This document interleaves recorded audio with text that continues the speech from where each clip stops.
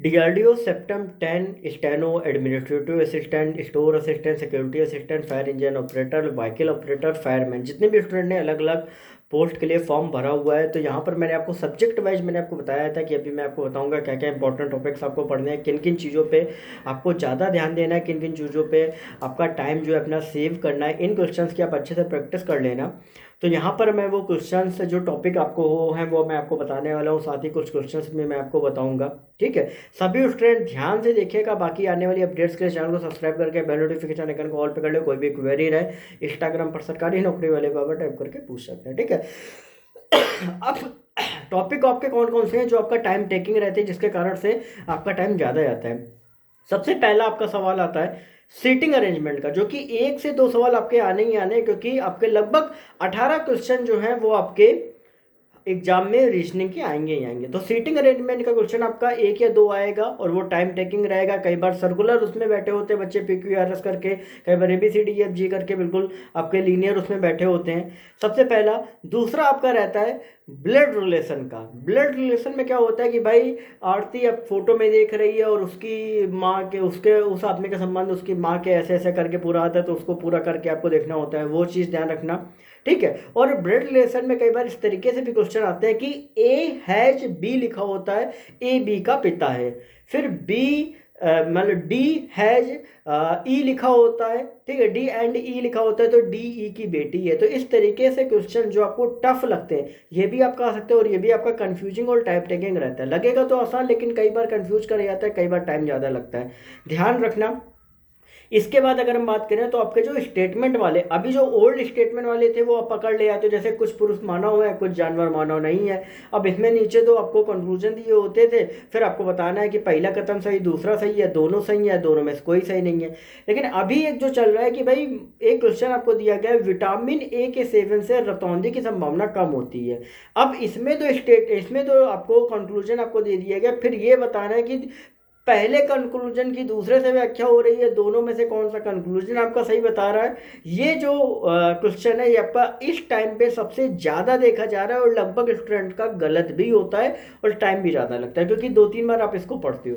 ध्यान रखो, ये जितने भी हैं सारे टाइम टेकिंग में आपको बता रहा हूँ, इनकी अच्छे से प्रैक्टिस कर लेना अगर आप एग्जाम देने जा रहे हो। ठीक है, टाइम मैनेजमेंट बहुत ज़्यादा इंपॉर्टेंट है, दिमाग में रख लेना।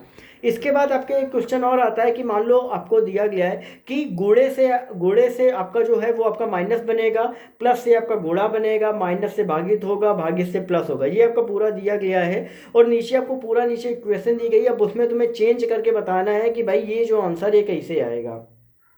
ये भी आपका टाइम, फिर एक एक वैल्यू रख के देखते हो फिर चेक करते हो, टाइम टेकिंग है।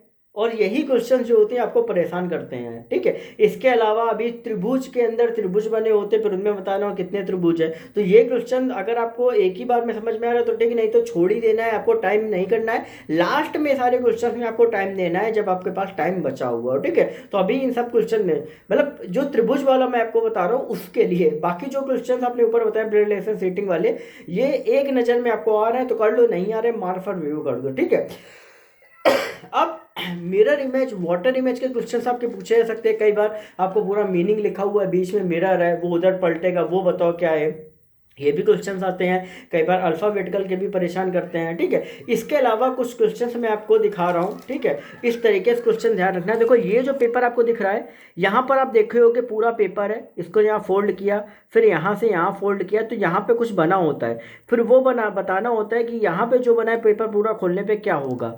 कई बार इसमें भी आप कंफ्यूज होते हो। फिर एक और सवाल आपका आता है, इस तरीके से दिया हुआ है, ये आपका खिलाड़ी का हो गया, ये आपका छात्र का हो गया, ये आपका खेल कूद का हो गया।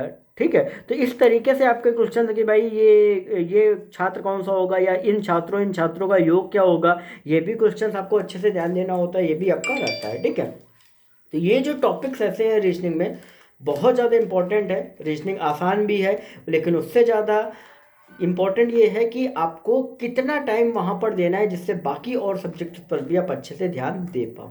ठीक है, उसके लिए इम्पोर्टेंट है जितना ज़्यादा हो सके प्रैक्टिस करो, जितना ज़्यादा हो सके जो भी क्वेश्चंस आपके अलग अलग एग्जाम में आए होते हैं, ठीक है, उनको देखो, सॉल्व करो, और कोशिश करो कि ज़्यादा से ज़्यादा टाइम जो है, मेन यहाँ पे रीजनिंग में टाइम का खेल होता है। कोई आसान और आपका ज़्यादा कठिन का सवाल नहीं होता है, मेन होता है टाइम का कि किस तरीके से आप टाइम मैनेजमेंट करते हो। ठीक है, ये चीज़ें ध्यान रखना। बाकी अपडेट्स के लिए चैनल को सब्सक्राइब कर लेना, टेलीग्राम ग्रुप को ज्वाइन कर लेना, क्योंकि सारी अपडेट वहाँ पे मिलती है। बाकी आपको पता है कि क्वेरी रहे तो इंस्टाग्राम पर सरकारी नौकरी वाले बाबा टाइप करके पूछ सकते हैं। बाकी जो भी जो जैसा रहेगा आपको बताया जाता रहेगा। ओके।